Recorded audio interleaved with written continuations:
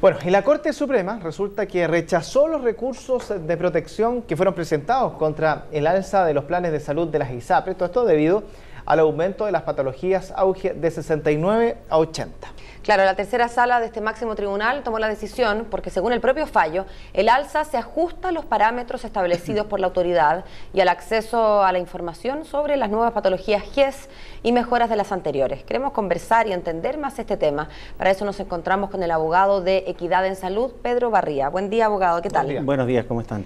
Muy bien, gracias. Quizás lo primero que vale la pena puntualizar es la diferencia entre el rechazo a estos recursos y los típicos recursos que estamos acostumbrados porque me subieron el plan genérico, sí. no hablando del auge. Sí, hay una gran diferencia y yo creo que es bueno explicar en términos pedagógicos por qué se produjo este fallo.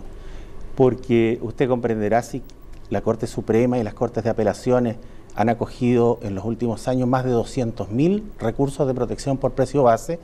¿Por qué en este caso la Corte Suprema no lo acoge? Y hay un conjunto de circunstancias. Primera circunstancia, una integración absolutamente inusual de la tercera sala de la Corte Suprema.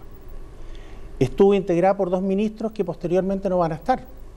El ministro Muñoz, que va a ser presidente de la Corte, no va a integrar más la tercera sala, y el ministro Quince Miller, que es integrante de la sala penal, va a volver a la sala penal. Por lo tanto, va a quedar la señora Chevesi, que falló por acoger los recursos de protección, el señor Pierri, probablemente que siempre falla por acogerlo, y tres ministros más. Entonces, ese es un primer punto. Segundo punto, el fallo de mayoría aclara que el reajuste del precio base y el reajuste del precio G son distintos.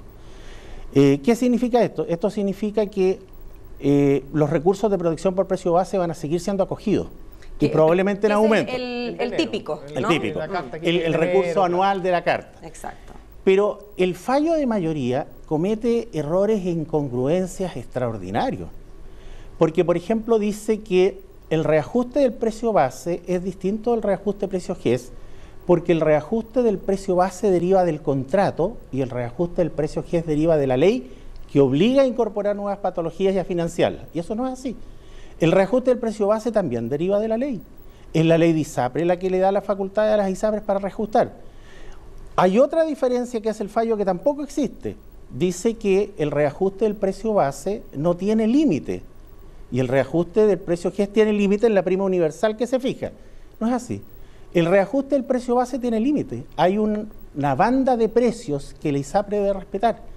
Y en todos los reajustes anuales la ISAPRE respeta la banda de precios y en todos los reajustes anuales las Cortes acogen los recursos. Abogado, contra este fallo de la tercera sala de la Corte Suprema no existe ningún recurso. No existe ningún recurso. Ninguno. ¿Ni siquiera queja?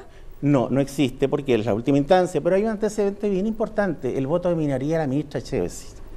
Uno cree que los votos de minoría son una especie de saludo a la bandera y de repente los votos de minoría en 1 año, 2 años, 3 años se transforman en el voto de mayoría. La ministra Chevesi discrepó de los otros 4 ministros diciendo que el reajuste era arbitrario. ¿Y por qué era arbitrario? Porque dijo la ministra Chevesi que las ISAPRES en el periodo anterior recaudaron por el precio GES 2010-2013 una cantidad enorme de dinero de la cual gastaron menos de la mitad. Por lo tanto, el estudio de Vitrán Asociados, que ahora también se presentó de proyección, se equivocó una vez. Y no hay ninguna garantía que ese estudio se vuelva a equivocar. Entonces la ministra Chevesi se pregunta, y nosotros nos preguntamos, ¿por qué si sobró tanto dinero del ejercicio GES anterior existe la obligación de reajustar las 11 nuevas patologías? ¿No será esto una nueva fuente de lucro? Oiga, abogado, y para que la gente entienda también el alcance de un fallo judicial, esto significa que si mañana vuelven a subir la prima GES, digamos, yo puedo volver a recurrir o puedo recurrir por primera vez y ese fallo no es vinculante. Y ese fallo puede cambiar, pero no solo mañana, ahora mismo. Si posiblemente llegan a la Corte Suprema con una integración distinta, otros recursos en apelación de precios que fueron 50.000 y se están fallando 4.000, es probable que se acoja. Pero ¿sabe? Le quiero agregar algo más. ¿Por qué digo yo que el reajuste de precios GES es una fuente de lucro? No solo porque sube el precio sin justificación y el afiliado no lo entiende, sino porque, si bien es cierto, se aumentaron 11 patologías, en numerosas otras patologías ya existentes, ¿sabe qué se hizo? se aumentó el copago de los beneficiarios, por lo tanto ahorro para el ISAPRE. O sea, se encareció. Se cambiaron los medicamentos caros por medicamentos baratos, por lo tanto se hizo una fuente de ahorro. Entonces el ISAPRE está ganando por los dos lados, porque sube y porque ahorra. Ahora, yo me pregunto, quizás muchos en la casa deben estar haciendo esta pregunta desde un usuario común y corriente. ¿Por qué puede llegar a variar tanto entonces un fallo dependiendo de la composición de la sala? Que si hay X jueces o X jueces. ¿Qué quiere decir? Que entonces la normativa no está tan clara, que no. está muy abierto el abanico de interpretaciones, porque entonces estamos hablando de que aquí, desde el punto de vista de la justicia, está suspendida en bases que son completamente interpretables entonces. Mire, significa que las personas, los jueces tienen libertad para fallar. Y tienen libertad para fallar un asunto en una forma A en un momento y en una forma B. Un juez que estudia más un asunto y reconoce que en un fallo anterior cometió un error, puede cambiar su parecer. Fíjese que la ministra Chevesi se ocupa más de la mitad del fallo en consignar las razones por las cuales ella está por acogerlo. Ajá. Porque ella sabe que esas razones son precisamente las que en un futuro podrían pasar a ser las razones mayoritarias. Entonces yo lo que saco como lección de esto es que el tema hay que regularlo. No pueden ser las ISAPRES las que fijen el precio GES. Y tampoco los jueces. Los precios tampoco. Claro, entonces hay que establecer un procedimiento externo, independiente de las ISAPRES y objetivo.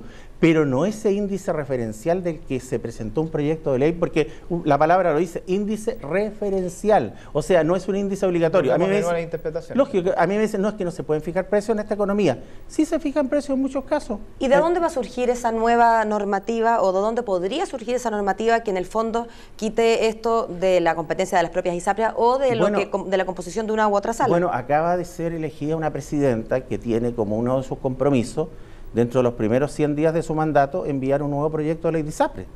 Es probable que de ahí surja. Y tiene que surgir, y yo lo vuelvo a insistir, la ley de ISAPRES fue una imposición en el año 81, cuando en Chile no había parlamento ni prensa libre.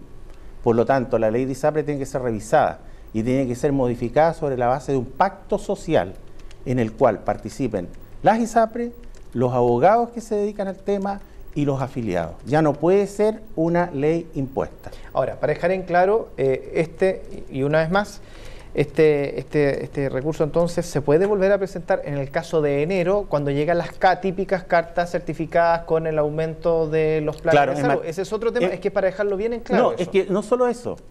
Si, por ejemplo, la jurisprudencia de la Corte Suprema persistiera en rechazar los reajustes por el precio GES, yo le aseguro que los reajustes por el precio base van a aumentar mucho más, porque la gente, viendo que por el precio GES no es protegida, que es un reajuste tremendo, mucha más gente va a recurrir de protección por el precio base. Que se preparen las Cortes de Apelación entonces para recibir esos miles o que se prepare el Parlamento para recibir un proyecto de ley y cite a todas las organizaciones ciudadanas que tienen que ver con el tema y salga una ley justa, porque las leyes justas se cumplen y la gente no anda en los tribunales. Las leyes injustas no se cumplen y la gente tiene que andar en los tribunales. Muchas gracias, abogado, por estas precisiones. Gracias a ustedes. Buen día.